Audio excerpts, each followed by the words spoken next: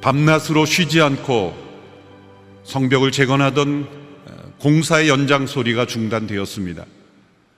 악한 대적들의 위협에도 중단되지 않고 무기를 들고 진행되던 공사가 중단된 것입니다. 그것은 대적의 위협 때문이 아니었습니다. 또 그 공사가 너무 힘들고 버거워 포기된 것도 아니었습니다. 그것은 그 백성들의 원망과 탄식 소리 때문이었습니다. 오늘 본문 5장 1절의 말씀입니다.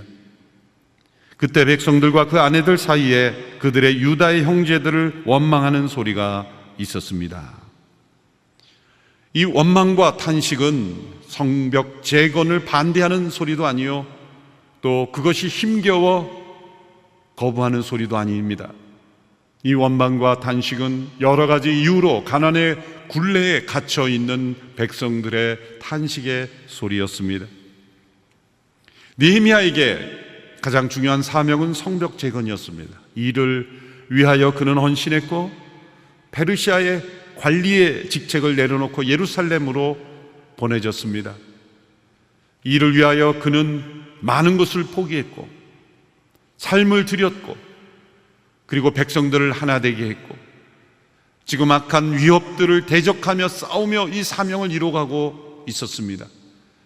그래서 짧은 기간에 성벽의 절반이 재건될 정도로 성과를 이루었습니다. 바로 이때에 백성들의 원방과 탄식 소리가 들려온 것입니다. 느헤미야의 삶에 주어진 이 삶의 우선순위를 볼 때는 어떠한 소리가 들리든 우선적으로 성벽 재건에 가장 최우선 순위를 두어야 할 것입니다. 그리고 그 밖에 여러 가지 문제들은 나중에 성벽 재건이 다 완성된 이후에 처리해도 될 것이라고 생각할 수도 있었습니다. 당시 예루살렘의 분위기는 성벽 재건이라는 그 과제가 가장 중요한 과제로 여기고 모든 사람들이 힘을 합하여 거기에 몰두할 때였습니다. 그런데 어디선가부터 들려오기 시작하는 이 백성들의 원망과 탄식 소리에 느헤미야는 귀를 기울인 것입니다. 그리고 공사를 멈추도록 한 것입니다. 그리고 서로를 돌아보게 한 것입니다. 대적의 어떤 위협에도 중단되지 않았던 이 공사가 느헤미야의 지시로 인하여 중단되고 성벽 재건보다 더 중요한 사명이 있다는 것을 깨닫게 되는 것입니다. 성벽 재건 그 자체는 하나님께서 그 시대에 원하시는 일이지만 건물을 세우고 성벽을 세우는 것 자체가 목적이 아니었습니다. 그보다 더 중요한 목적은 공동체를 세우는 일이요, 백성들의 관계를 세우는 일이요, 그 공동체가 하나님의 말씀 위에 세워지는 것이었기 때문입니다. 예수님께서 우리에게 주신 지상 명령이 있습니다. The Great Commission이라고 말합니다. 마태복음 28장 너희는 가서 모든 족속으로 제자를 삼아 제자를 삼고 세례를 주고 가르쳐 지키게 하라는 주님의 명령입니다. 이 명령을 따라 교회는 온 세상에 복음을 전하는 일에 헌신하고 있고 선교사를 파송하고 또 지역사회를 복음하기 위하여 모든 노력을 다 기울이고 있습니다. 최우선적 사명입니다. 그러나 이 지상 명령을 주시기 전에 예수님께서 우리에게 주신 가장 큰 계명이 있습니다. The Great Commandment입니다. 그것은 주님께서 우리를 사랑하신 것처럼 너희도 서로 사랑하라는 계명입니다. 때로 사역자들이 빠지기 쉬운 위험은 지상 명령에 순종하며 나가면서 동시에 이 계명에 순종하지 않는 것입니다. 그래서 사역 현장, 특별히 선교 현장에서 많은 선교사님들의 가장 큰 고통이 되는 것은 타문화권의 환경이 아닙니다. 때로 자녀의 교육 문제도 아닙니다. 심지어 자신의 건강의 문제도 아닙니다. 선교사님들에게 가장 큰 스트레스를 주는 것은 바로 동료 선교사들의 갈등인 것입니다. 지상 명령에 순종하여 삶을 헌신한 사역자들이 주님이 주신 계명, 너희는 서로 사랑하라, 내가 너희를 사랑한 것 같이 너희는 서로 사랑하라는 그 계명에 순종하지 못할 때 지상 명령도 순종하지 못하게 되는 것입니다. 미국에 사역할 때 한 선교사님이 예배에 참석하시고 끝나자마자 바로 도망가듯 예배당을 떠나던 한 선교사님을 제가 발견했습니다. 그래서 붙잡고 제가 여쭙습니다. 교제도 나누고 이렇게 성도들과 좀 대화도 나누고 돌아가시죠. 왜 예배만 마치고 바로 갑니까? 저는 선교 현장에서 너무 많은 상처를 동료들과 한인 선교사님들에게 받았기에 이제는 한국 사람과 대화조차 하기 싫을 정도로 깊은 상처가 있다는 거죠. 실제로 어느 데이터 조사에 보면 한 지역의 선교사님들이 철수한 이유 중 70%가 그 사유가 바로 동료 사역자들과의 갈등이었습니다. 이것은 무엇을 의미합니까? 그것은 우리가 지상 명령에 순종하여 사역을 해야 합니다. 그러나 우리가 때로는 멈추어 서로를 돌아보며 우리가 과연 주님께서 주신 계명을 지키며 사역하고 있는지를 되돌아보아야 할 때가 있다는 것입니다. 그것은 바로 이 원망과 탄식 소리가 들려올 때라는 겁니다. 바로 느헤미야는 멈추었습니다. 그리고 서로를 돌아보았습니다. 나에게 주어진 것은 성벽 재건이지 경제 문제를 해결하는 것이 아니다. 다른 사회 문제는 나의 소관이 아니라고도 말할 수 있었을 겁니다. 그러나 느헤미야는 그렇지 않았습니다. 그는 성벽 재건의 공사, 그것이 가장 중요한 사명이었지만 그러나 멈추어 서로를 되돌아보는, 주께서 명하신 대로 서로 사랑하라 하시는 그 율법을 지키는 기간을 가졌던 것입니다. 이것이 느헤미야의 위대한 리더십이요, 또 예수님을 닮은 영성을 우리에게 보여주는 것입니다. 눈에 보이는 성벽 재건 공사보다 더 중요한 공사는 공동체를 세우는 것이었습니다. 가난으로 고통받고 있는 백성들의 원망과 탄식의 소리를 외면하며 공동체가 세워질 수 없었던 것입니다. 이러한 진정한 공동체가 세워지지 않고는 성벽 재건 공사는 무의미했던 것입니다. 그 백성들의 원망과 탄식은 여러 가지 이유로 가난의 굴레에 갇혀있는 백성들의 모습이었습니다. 성경은 이 가난의 문제를 매우 진지하게 다루고 있습니다. 그리고 하나님의 율법에는 그 가난을 어떻게 대응할 것인가에 대한 구체적인 해결책도 제시하고 있습니다. 가난에는 여러 가지 이유가 있죠. 정신적 원인, 그것은 게으름의 결과입니다.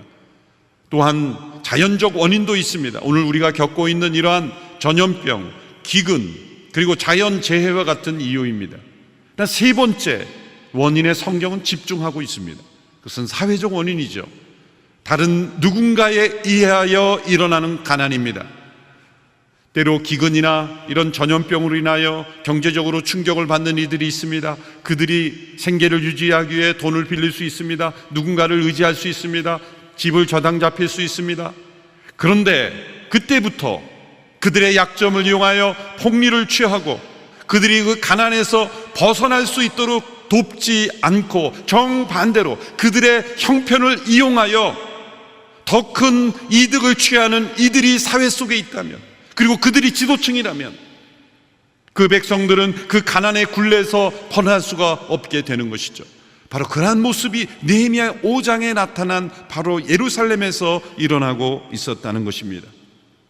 백성들이 기근으로 인하여 가정 경제가 어려워졌을 때 밭과 집을 저당 잡히고 또한 그 이자를 내야 하는데 엄청난 이자를 내야 하고 또한 그 지도자로부터 세금을 납부해야 되는데 그것이 감당할 수 없을 만큼 과도한 세금을 내야 되고 결국 형제나 자녀 중에서 종으로 내어주게 되고 다시 그 가족들을 종에서 다시 속량할 힘도 없는 이 억울한 가난의 악순환 속에 있었던 것입니다. 그 원망과 탄식 소리가 오늘 본문 2절에서 5절의 말씀에 기록되어 있죠.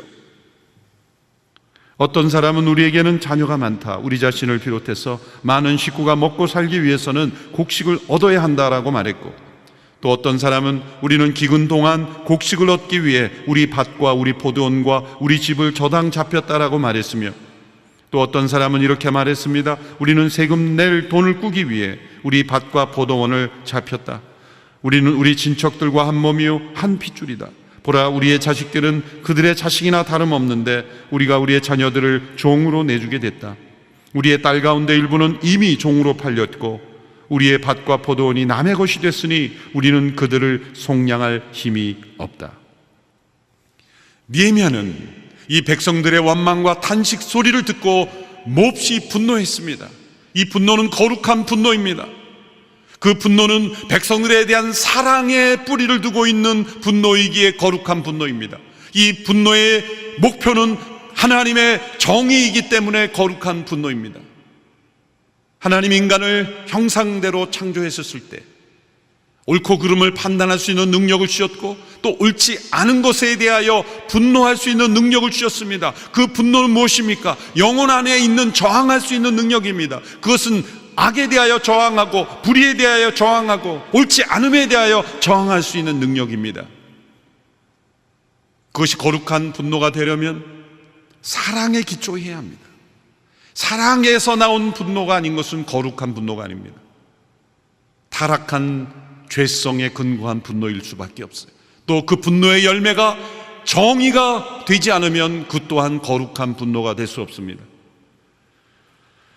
느헤미야의 분노는 거룩한 분노였습니다. 그래서 그 예루살렘의 귀족들과 관리들을 다 모이도록 하여 큰 집회를 이루고 그들을 책망했습니다. 7절에서 8절의 말씀입니다. 내가 속으로 이 말들을 곰곰이 생각하고 나서 귀족들과 관리들을 꾸짖으며 말했습니다. 당신들은 지금 각기 자기 형제에게 폭리를 취하고 있어. 나는 그들을 책망하기 위해 큰 집회를 열고 그들에게 말했습니다.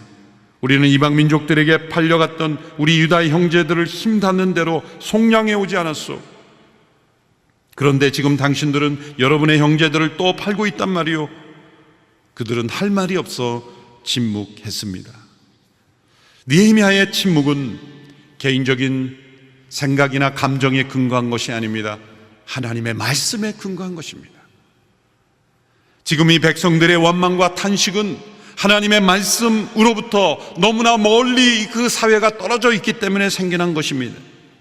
하나님께서 이스라엘을 애굽에서 구속하시고 광야를 지나 가나안 땅으로 인도하셨을 때 그 백성들에게는 다른 나라에 없는 다른 차원의 하나님의 질서가 담긴 율법을 주셨습니다.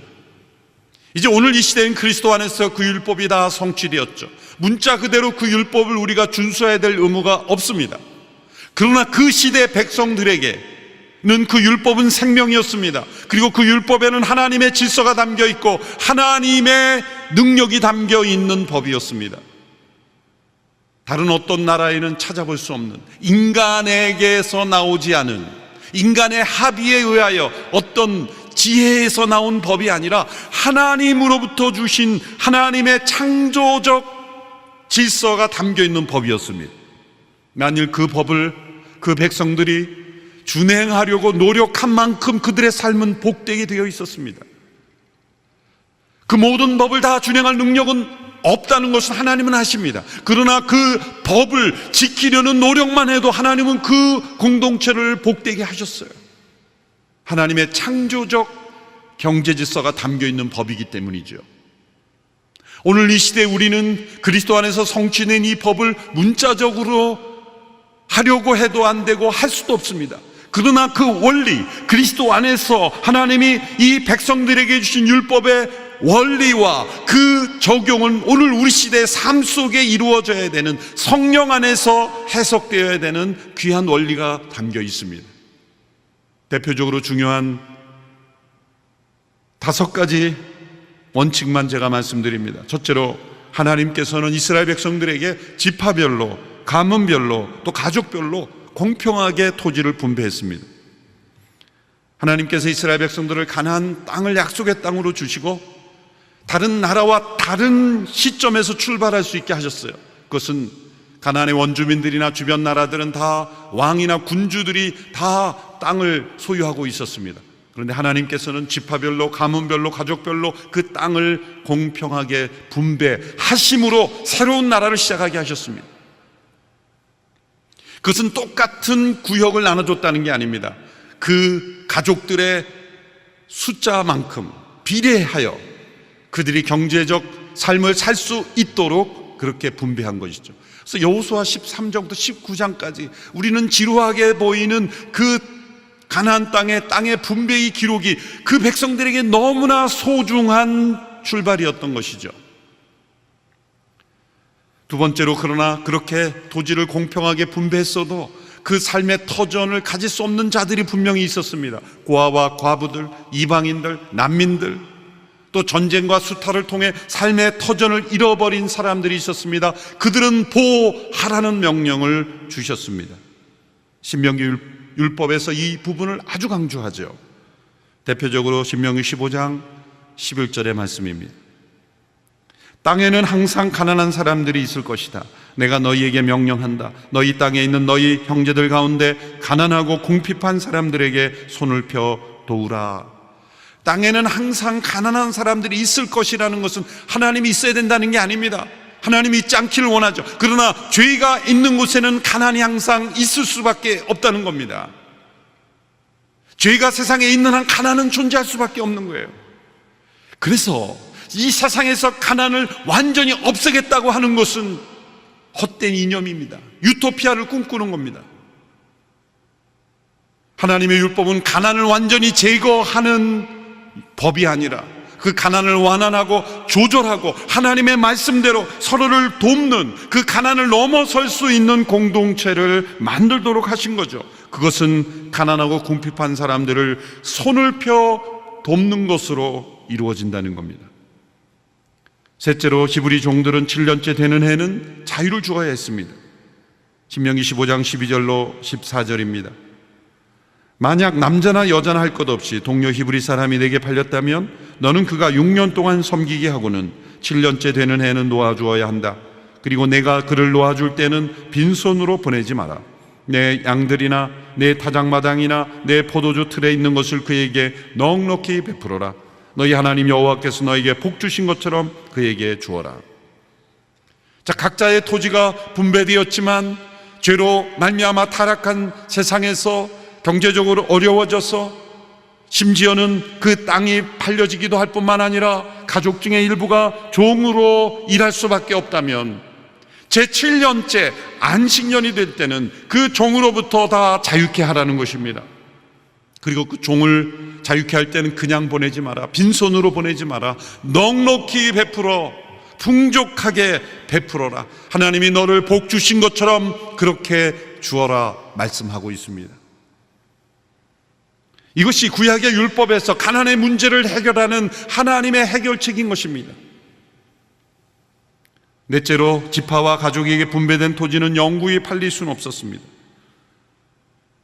레위기 25장에 희년이라는 제도가 나옵니다. 매해 7년째에는 종들을 해방시키는 일이 있었습니다. 그러나 그 7년이 7번 지난 다음에, 그것은 50년째 되는 해는 종들을 자유케 할 뿐만 아니라 토지가 원래 가나안 땅을 정복해 들어갈 때 배분되었던 그 지파별, 가문별, 가족별로 분배되었던 토지로 원래대로 되돌아오는 제도, 그것이 희년의 가장 핵심입니다. 레위기 15장 10절이죠. 너희는 50년이 되는 해를 거룩하게 하고 그 온 땅의 모든 사람들에게 자유를 선포하라. 그것이 너희를 위한 희년이다. 너희 각 사람은 각자의 소유지로 돌아가고 너희 각 사람은 각자의 동족에게로 돌아가라. 23절 24절, 땅은 아주 팔 수 없다. 이는 그 땅이 내 것이며 너희는 나와 함께한 나그네들로 임시 거주자들이기 때문이다. 너희가 소유한 온 땅에서 너희는 정해진 때에 토지가 원래 소유자에게 돌아가는 것을 허용해야 한다. 이런 구절을 가지고 공산주의를 말하는 것이라고 말하는 것은 잘못된 해석입니다. 이 율법이 말하는 것은 사유재산을 부정하는 것이 아니라 하나님의 소유권을 인정하는 시대에 그것을 교훈해 주시는 그러한 말씀인 것이죠. 그래서 50년마다 다시 원래의 분배되었던 그 상태로 되돌아가게 함으로써 하나님의 소유권을 인정하도록 하는 율법이었던 것입니다. 우리는 이 땅에 나그네요 임시 거주자의 뿐을 깨달게 하는 것입니다. 그것이 이 경제와 가난의 문제를 해결하는 중요한 하나님의 진리라는 것이죠. 다섯 번째, 동족 간에 이자를 붙이는 것을 금하였습니다. 35절 36절입니다. 내 형제가 가난해져서 내 가운데 먹고 살기가 어렵다면 너는 그를 먹여 살려야 한다. 나그네와 임시 거주자가 내 환대를 받으며 함께 거하듯이 그는 너와 함께 살아야 한다. 그에게 그 어떤 종류의 이자도 받지 말며 내 하나님을 경외하여라. 그리하면 내 형제가 너와 함께 살 수 있을 것이다. 동족 간에 이자를 붙이지 말게 하라. 그 이유는 하나님을 경외하는 삶이기 때문이라는 거죠. 느헤미야가 분노한 이유는 바로 이러한 중요한 원칙들이 하나님의 율법에 있음에도 불구하고 그 율법을 무시하고 없는 것처럼 이방 사람들처럼 그리고 죄로 말미암아 타락한 세상으로 살아가는 그 백성들의 모습을 보고 분노하였던 것입니다. 물론 이미 그 백성들이 바벨론의 포로로 잡혀갔던 이유가 바로 그런 모습이었습니다. 그런 하나님의 율법들을 무시하고 살았기에 그들이 심판을 받은 것이죠. 그런데 이제 바벨론의 포로로 잡혀가는 심판을 겪고 난 이후에도 여전히 그러한 모습으로 살고 있었기에 느헤미야는 분노하였던 것입니다. 느헤미야가 바라본 예루살렘 백성들의 삶의 모습은 그들은 아주 문제의식이 없고 죄책감도 없는 평범한 일상 속에 악이 가득했던 것입니다. 나치 전범이었던 아이히만이라는 사람이 있죠. 그 사람이 재판받는 과정을 참관했던 철학자 한나 아렌트라는 사람이 예루살렘의 아이히만이라는 책을 썼습니다. 그는 아이히만이라는 사람이 어떤 사람인가를 관찰하기 위해서 재판에 참관했지만 충격적인 것은 그가 보았던 아이히만의 모습은 그가 무도한 모습이 아니었다는 거죠. 그는 아주 평범한 사람이었고 그리고 자신은 주어진 임무에 충실했을 뿐이라고 고백하였고 아무런 죄책감이 그가 저지른 엄청난 범죄에 대한 조금도 죄책감이 없었다는 겁니다. 그것은 무엇을 말해줍니까? 그것은 우리가 아무 문제 없이 살아가는 일상 속에 엄청난 악이 숨어 있을 수 있다는 거죠. 법을 강하게 무섭게 만들면 세상이 변화될 것이라고 생각하는 것은 착각입니다. 어느 정도 효과는 있겠죠. 그러나 악을 막을 수는 없는 겁니다. 오늘 이 사회에도 많은 법들이 제정되는데 무서운 법, 강한 법, 처벌이 강화되고 때로는 그런 법이 필요합니다. 그런데 그런 법을 만들기만 하면 세상은 선해질 것이라고 생각하는 것은 착각입니다. 요즘 우리나라의 도로교통법이 얼마나 강화됐습니까? 속도 조절하게 되고 그리고 음주운전법 얼마나 강화됐습니까? 뉴스에 보면 계속해서 그런 사건이 일어나고 아동들을 학대하는 법이 강화되지만 여전히 각 가정에서 아동학대는 일어납니다. 법이 무섭고 강하다고 세상에 악이 제어될 거라고 생각하는 것은 착각입니다. 물론 법은 추상같이 제정돼야 합니다. 그러나 그 법을 제정하기만 하면 세상이 변화될 것이다. 그것 또한 착각입니다. 도덕과 윤리의식, 무엇보다도 하나님을 두려워함의 이 세상 가운데 있을 때만 세상은 악을 이길 수 있는 거죠. 예루살렘 당시 상황은 아주 평범한 일상 속에 한편에서는 가난의 굴레에 허덕이는 백성의 원망과 탄식 소리가 있었지만 그것을 무시하며 살아가는 수많은 리더십들, 그런 계층의 사람들이 아무 죄책감이 없이 그렇게 살아가던 사회였다는 것이죠. 그래서 느헤미야가 동족들에게 그러한 힘겨운 짐을 지우는 그들을 다 불러 모아 그들을 책망했습니다. 그들을 책망할 때 자신의 혈기와 자신의 생각과 감정으로 책망한 것이 아니라 하나님의 말씀에 근거하여 그들을 책망했습니다. 그것이 9절에서 11절의 말씀이죠. 9절에서 11절, 그래서 내가 계속 말했습니다. 당신들이 하는 일은 옳지 못하오. 이제 여러분이 이방 민족들의 비방을 피하기 위해서라도 우리 하나님을 경외하며 살아야 하지 않겠소? 나와 내 형제들과 내 부하들도 백성들에게 돈과 곡식을 구워줄 테니 이제부터는 폭리를 취하는 일을 제발 그만두시오. 그들의 밭과 포도원과 올리브 농장과 집들을 오늘 당장 그들에게 돌려주고 당신들이 그들에게 추징한 폭리 곧 돈과 곡식과 새 포도주와 기름의 100분의 1도 돌려주시오. 느헤미야는 하나님을 경외해야 한다라는 것을 강조하고 있습니다. 그들이 왜 돌려줘야 합니까? 왜 폭리를 다시 돌려주고 그들에게서 취한 그 집들과 농장들과 밭들을 왜 돌려줘야 합니까? 하나님을 경외해야 하기 때문이라는 것이죠. 지금 일어난 모든 일들은 하나님을 경외함이 없기 때문에 일어난 일들이라는 것입니다. 하나님을 경외하는 하나님의 백성들은 자신의 탐욕을 만족시키기 위하여 형제에게서 폭리를 취하지 않습니다. 사회적, 경제적, 민족적 약자들이 점점 더 가난의 악순환으로 빠져들어가게 하지 않습니다. 오늘 이 대한민국에 250만 명의 이주민들이 있습니다. 이들이 대한민국에 와서 정말 나는 축복받았다, 대한민국에서 살게 된 것이 정말 감사하다, 그러한 감사가 나오지 않고 그 마음속에 깊은 상처와 그리고 인권이 유린되고 착취되고 임금이 착취되고 그러한 일들이 이루어진다면 하나님이 대한민국을 복되게 하실 수가 없는 겁니다. 사회에 이러한 문제가 일어날 때 세계 역사를 보면 언제나 세속 역사가들이나 정치가들이 선호했던 방법은 혁명이었습니다. 프랑스 혁명이 그 대표적인 거죠. 이른바 부르주아 혁명이라는 이름으로 당시의 귀족과 왕족들이 수많은 국민들을 괴롭히며 착취할 때 때로 폭력적인 방법을 써서라도 그것을 끊고 우리의 것으로 다시 가져와야 된다는 그 혁명, 그것이 세속 역사가들과 정치가들은 따라가야 될 모델처럼 바람직한 사회의 변혁이처럼 말합니다. 또 그들이 그것이 그렇게밖에 볼 수 없는 한계이죠. 그 프랑스 혁명 이후로 일어나는 모든 사회의 문제는 언제나 혁명적 사고로 문제를 해결하려고 했습니다. 19세기 말에 유럽과 미국이 실업과 가난, 가정 붕괴, 도덕적 부패가 이 산업혁명 이후의 부작용으로 일어날 때 여전히 사람들은 프랑스 혁명의 그 패러다임으로 사회를 바꿔가려고 했습니다.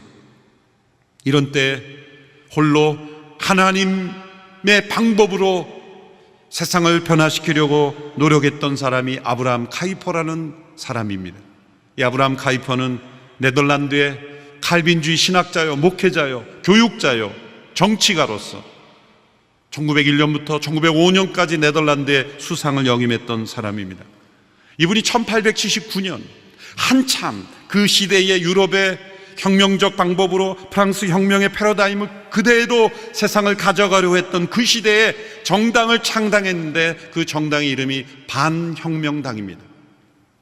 왜 반혁명당이라고 이름 붙였을까요? 여기서 혁명은 프랑스 혁명과 그 프랑스 혁명으로 인하여 이루어지는 정치사회 구조에 반대하는 의미에서 반혁명당이라고 이름을 붙인 거죠. 정당의 이름치고는 너무 촌스럽고 또 너무 이상하게 느껴지지 않습니까? 그러나 그만큼 이 혁명적 패러다임이 이 세상을 건강하게 바꾸지 못한다는 그 취지하에서 그 아브라함 카이퍼의 정치 강령을 보면 이 반혁명당은 이름의 동일한 의미는 기독교 역사적인 정당이라는 거죠. 크리스찬 웨이라는 겁니다. 그는 이 가난의 문제, 사회 문제를 해결하기 위해서 네덜란드의 노동자와 학자와 부자와 가난한 자와 농부와 교회 목회자와 일반 시민, 정부 지도자 모든 사람들을 대표하는 사람들이 함께 모여 대책회의를 이끌었어요. 그때 그가 했던 여러 번의 연설이 가난의 문제라는 책으로 남아있죠. 그때 그는 이렇게 외쳤습니다. 사회 곳곳에서 처절한 울부짖음이 들려오는데도 오랫동안 무관심한 채 예수 그리스도의 이름으로 나서지 못한 우리의 모습이 너무나도 수치스럽습니다. 그러나 동시에 그는 이전에 있었던 프랑스의 혁명과 같은 방법으로 이 가난의 문제를 해결하는 것은 옳지 않다라고 비판했습니다. 왜요? 이 프랑스 혁명, 이 물질을 최고의 선으로, 물질을 우상화하게 되었다는 거죠. 그 결과 이 혁명은 사회 민주주의를 만들어냈다는 거예요. 인본주의가 이 세상을 지배하게 했다는 거예요. 하나님의 주권과 하나님의 말씀을 거부하게 됐다는 거죠. 그리고 결국 그런 사회 민주주의는 국가 사회주의를 만들어내게 된다는 겁니다. 국가의 권위가 사회의 권위 위에 있게 되고, 결국 그것이 프랑스에서도 나폴레옹 독재라든지 그런 것들이 가능하게 되지 않습니까? 그래서 영국의 요한 웨슬레와 같은 영적 지도자들은 처음부터 이 혁명을 비판했죠. 그래서 말세의 시작이라고까지 그렇게 지적했습니다. 그 당시에 이러한 반혁명당을 창당하고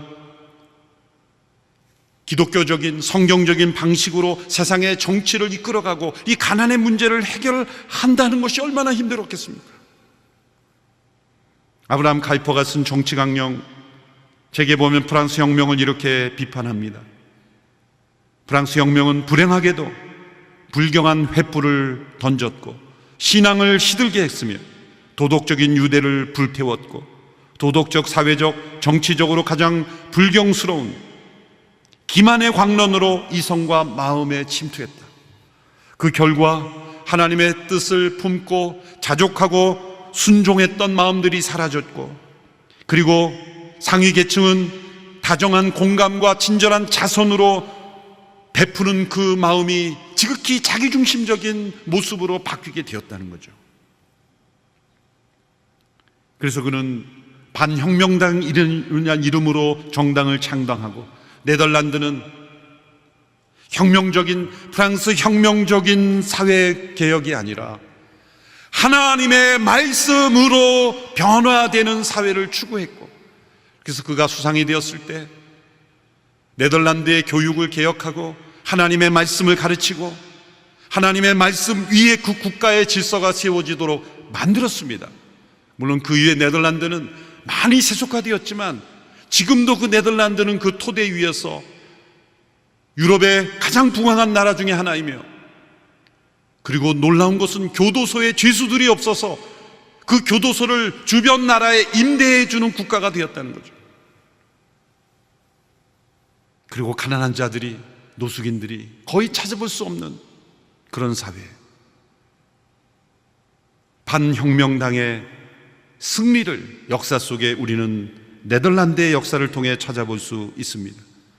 아브라함 카이퍼는 이 가난의 문제를 혁명이 아닌 하나님의 말씀의 순종으로 해결해야 된다고 해석한 것입니다. 그것은 청지기 사상, 모든 것의 주인이 하나님이심을 깨닫고 하나님의 말씀이 모든 영역을 규정지어야 한다는 거죠. 그래서 그의 결론은 이것입니다.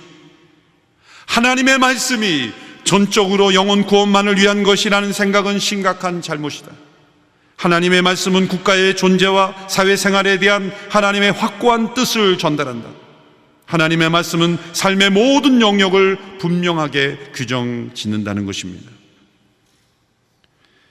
가난의 문제에 대한, 이 사회에 대한 궁극적인 해결책은 그리스도께서 세상의 구주가 되시며 하나님의 모든 것의 주인이심을 고백하는 것, 삶의 모든 영역이 주인이 하나님이심을 인정하는 것, 하나님의 말씀에 기초한 사회가 되어야 된다는 거죠. 왜요? 하나님의 말씀에 돌이키면 어떻게 됩니까? 하나님의 말씀에는 돈을 낭비하는 것에 대한 책망이 있습니다. 하나님의 말씀은 폭리를 취하는 것에 대한 책망이 있습니다. 사악한 주인들에 대한 하나님의 심판을 예언하고 있습니다. 모든 사람들이 하나님을 경외할 때 반드시 하나님을 경외하는 사람은 연약한 이웃을 사랑할 수밖에 없습니다. 하나님을 두려워하기 때문이죠. 지난 6개월 동안 코로나 팬데믹 이 재난이 계속될 때 저희 온누리교회 비전 헌금은 구제와 나눔, 선교를 위한 매달 성도들이 추가적인 헌금을 하는 헌금이었지 않습니까? 근데 지난 온누리교회 역사 중에 가장 많은 비전 헌금이 구제와 나눔을 위해서 드려졌어요. 경제적으로 많이 어려울 때인데도 연약한 이웃, 어떤 이유든지 가난 속에 있는 실직한 청년들, 노숙인들, 이들을 돕는 비전 헌금에 우리 온누리 성도들이 최선의 헌신을 한 것에 대하여 저는 하나님께 감사하고 우리 성도들이 자랑스럽고 우리 성도들에게 감사를 드립니다. 그것은 하나님의 말씀에 대한 순종으로 드려진 변화이기 때문입니다. 그래서 아브라함 카이퍼는 이렇게 강조했어요. 하나님의 말씀이 우리 사회의 중심에 전달될 수 있는 도로가 열려야 한다. 의회 회의실, 공립학교, 교회에 충만해야 한다. 그리고 정부는 의회와 학교와 교회에 대해서 말씀이 다시 정복할 수 있도록 방해하지 말아야 된다. 미국이 세속화가 심각해진 것은 공립학교에서 기도와 말씀 전하는 것을 금지한 이후입니다. 그 전에 미국은 여러 다양한 민족들이 모여 살지만 서로를 존중하고 차별을 느끼지 않고 소위 아메리칸 드림이라는 말을 만들어냈죠. 교실에서 하나님의 말씀이 들려졌고 함께 기도했습니다. 미국의 대통령들은 성경에 손을 얹고 선서를 했습니다. 그 말씀이 사회의 중심에 전달될 수 있는 도로가 열리도록 한 것이죠. 그러나 그 도로를 파괴해버리고 신앙은 개인적인 영역이다, 공적 영역과 사적 영역을 구분하고 신앙은 이 퍼블릭이 아니라 프라이빗 월드에 속한 것이다, 교회 안에서만 말씀이 가르쳐져야 된다고 했을 때 지금의 미국은 그 어느 때보다도 인종차별이 심하고 양극화가 심하고 부패가 심하고 연약한 이웃을 돌볼 수 없는 능력, 그런 능력을 잃어버린 사회가 아닙니까? 그것은 하나님의 말씀이 사회의 중심에 전달될 수 있는 통로를 막았기 때문입니다. 대한민국이 이처럼 번영하고 세워질 수 있었던 것은 학교에서 말씀이 가르쳐지고 채플이 드려지고 함께 기도하고 지역국회가 기도로 시작하고 하나님의 말씀이 교회만이 아니라 공적인 영역에서도 전달되었을 때 대한민국은 부강한 나라로 발전했습니다. 그러나 점점 하나님의 말씀이 세상 속에 전달되는 것을 그것은 예배당 안에서만 이루어지는 것이라고 가로막습니다. 이런 일에 앞장서는 정부는 그것을 잘한 일이라고 생각할지 모르겠습니다. 그러나 아브라함 카이퍼라는 한 시대, 유럽의 혁명적인 방법만이 세상을 바꿀 수 있고 가난의 문제를 해결할 수 있다고 믿었던 그 시대에 그것이 해결책이 아니라 점점 사회가 양극화되고 더 심한 문제가 일어났지만 네덜란드 역사를 바꿨던 아브라함 카이퍼가 보여주었던 하나님의 말씀이 사회의 모든 영역에 전달되고 하나님의 주권은 모든 영역에 규정돼야 한다라고 믿었던 그 믿음이 올바른 믿음이었다는 것을 역사가 증명합니다. 아브라함 카이퍼는 바로 느헤미야를 닮았던 인물이었습니다. 느헤미야는 스스로 하나님을 경외하였고 삶의 모든 영역에서 하나님의 주권을 인정했습니다. 그는 예루살렘 총독으로 12년 동안 일했지만 총독의 살해도 받지 않고 또 세금으로서 백성들을 갈취하지도 않았고 백성들에게 큰 짐이 되는 일을 하지 않았습니다. 그 결과 백성들이 변화되었습니다. 12절에서 13절의 말씀을 보십시오. 그들이 말했습니다. 우리는 돌려주고 그들에게서 아무것도 받지 않겠습니다. 말씀하신 대로 다 준행하겠습니다. 그래서 내가 제사장들을 불렀고 귀족들과 관리들로 하여금 약속대로 하겠다고 맹세를 시켰습니다. 나는 또한 내 주머니를 털어 보이면서 말했습니다. 이 약속을 지키지 않는 사람은 하나님께서 이런 식으로 그 집과 재산을 털어버리실 것이요, 그런 사람은 털리고 털려서 마침내 빈털터리가 될 것이요. 이 말에 모든 회중이 아멘하고 여호와를 찬양했습니다. 그 다음 백성들은 약속을 이행했습니다. 이 백성들이 어떤 메시지에 아멘했습니까? 하나님께서 여러분의 주머니를 풍족히 채워주실 것이요 라는 메시지에 아멘하지 않았습니다. 이 약속을 지키지 않는 사람은 하나님께서 빈털터리가 되게 할 것이요 라는 말씀에 아멘했습니다. 하나님을 경외하지 않고 하나님의 주인됨을 인정하지 않고 탐욕과 그리고 주변의 사람들을 돌보지 않고 도리어 그들을 이용하여 폭리를 취하고 탐욕을 만족해 하는 이들은 하나님께서 빈털터리가 되게 하실 것이다. 이 말씀에 아멘으로 붙잡고 순종하는 자들은 하나님의 풍족하신 은혜가 임하는 통로가 될 것입니다. 세상은 혁명으로 변하는 것이 아니라 말씀에 대한 순종으로 변화되는 것이기 때문입니다. 느헤미야는 성벽 재건의 한 복판에서 멈추었고 서로를 되돌아봤고 그리고 하나님을 경외함으로 이 가난의 문제를 회복하려고 했습니다. 오늘 이 모습이 자유민주주의가 회복해야 될 중요한 모습인 것입니다. 오늘 이 사회에 하나님의 말씀이 다시 들려져야 합니다. 창조주 하나님의 질서가 다시 우리 사회에 회복되어야 합니다. 너무나 멀어진 것 같지만 가능합니다. 우리 그리스도인들이 정치가든 기업이건 교육자건 어떤 영역에든 바로 느헤미야처럼 아브라함 카이퍼처럼 삶의 모든 영역의 주인이 하나님이심을 인정하고 믿음으로 순종한다면 우리 사회에 가난의 문제뿐만 아니라 얽혀있는 많은 문제들이 해결되는 축복의 역사가 대한민국에 열리게 될 줄로 믿습니다. 기도하겠습니다. 살아계신 하나님, 역사하시는 하나님, 가난한 자들을 품고 그들을 돕기 원하시는 하나님, 이 어려운 시대에 고통받는 이웃들을 품을 수 있는 교회가 될 뿐만 아니라 또한 세상의 정치가나 역사가들이 채택하는 혁명적 방법이 아닌 하나님의 말씀에 순종함으로 세상이 변화되는 모습을 우리 시대에 보게 하여 주시옵소서. 이 시대의 한국교회 성도들을 사용하여 주시고 세상이 줄 수 없는 은혜가 교회를 통해 전달되게 하여 주시고 무엇보다도 하나님의 말씀이 이 사회의 중심에 전달되는 통로가 되게 하옵소서. 예수님의 이름으로 기도하옵나이다. 아멘.